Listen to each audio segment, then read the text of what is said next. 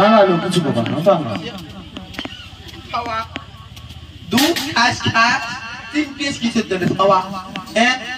তো মুই দুধ খাম তুই মুটি কি থামাস কে ওটে বেচ্ছ মাত্র একটা গ্যাবারে লেভেল খাওয়া দুধ দিলে এরা ডাঙা খায় না তাহলে ঘুমে